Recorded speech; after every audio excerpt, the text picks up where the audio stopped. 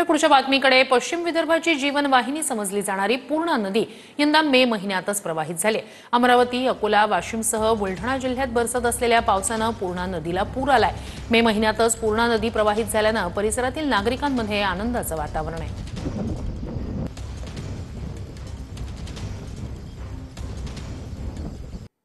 बुलढाणा जिल्ह्यामध्ये गेल्या 8 ते 10 दिवसापासून या ठिकाणी मान्सून पूर्व वादळी वाऱ्यासह पाऊस होतोय आणि या पावसामुळे भर मे महिन्यातच या ठिकाणी पूर्णा नदीला पूर आल्याचं आपल्याला पाहायला मिळतंय।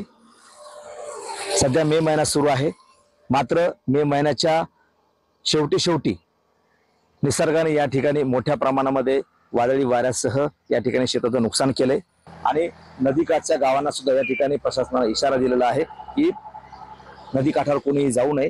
त्यामुळे नदीला जो पूर आलेला आहे त्या पुरामुळे सुद्धा या ठिकाणी आता मे महिन्यामध्येच सुद्धा पावसाळा आहे का असा सुद्धा प्रश्न या ठिकाणी निर्माण होते। आणि सध्या जून महिना सुरू व्हायचा म्हणजे पावसाळ्याचे दिवस सुरू व्हायचे, तरी सुद्धा मे महिन्यामध्ये पूर्णा नदीला पूर आल्यामुळे सध्या परिसरातील नागरिकांनी पूर पाहण्यासाठी या ठिकाणी गर्दी केल्याचं चित्र आहे। कॅमेरामन निलेश देशमुखसह गणेश सोळंकी, TV9 मराठी, शेगाव, संग्रामपूर, बुलढाणा। तर कोल्हापूर जिल्ह्यात घाटमाथ्यावर जोरदार पावसानं हजेरी लावली। नद्यांच्या पाणी पातळीत वाढ होऊन 12 बंधारे पाण्याखाली गेलेत। जिल्ह्यातील सर्वच नद्या दुथडी भरून वाहत आहेत। महाराष्ट्र कर्नाटक सीमेवरील राजापूर बंधाऱ्यावरून देखील मोठ्या प्रमाणात पाणी वाहत आहे।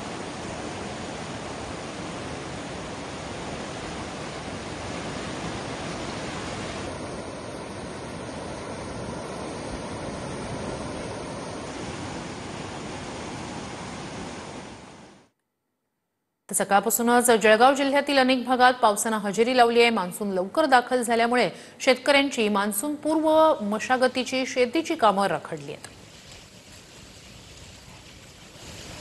सततच्या अवकाळी पावसानंतर आता या ठिकाणी जळगाव जिल्ह्यात मान्सून दाखल झालेला आहे। आपण बघू शकतो की सकाळपासून या ठिकाणी अनेक भागामध्ये कमी जास्त प्रमाणामध्ये पाऊस कोसळायला त्या ठिकाणी सुरुवात झालेली आहे। हा जो हंगाम असतो हा मान्सूनच्या पूर्वतयारीचा असतो। शेतकरी या हंगामामध्ये आपण जर बघितलं तर शेतीच्या मशागतीमध्ये व्यस्त झालेला असतो। मात्र या वर्षी लवकर या ठिकाणी मान्सून दाखल झालेले आपण जर बघितलं तर या ठिकाणी शेती कामं जी आहेत या ठिकाणी रखडलेली आहे आणि एकंदरीत आता शेतकऱ्यांना या ठिकाणी खरीप हंगामाकडे शेतकऱ्यांचं लक्ष लागलेलं आहे।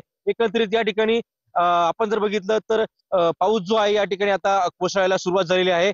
या ठिकाणी सकाळपासूनच चाळीसगाव मध्ये पंचकृषीमध्ये या ठिकाणी पावसाने हजेरी लावलेली आहे आणि कुठेतरी आता शेतकऱ्यांना या ठिकाणी खरीप हंगामाकडून आपल्याला शेतकऱ्यांची आस लागलेली आहे। हेमचंद कुमार, TV9 मराठी, 40।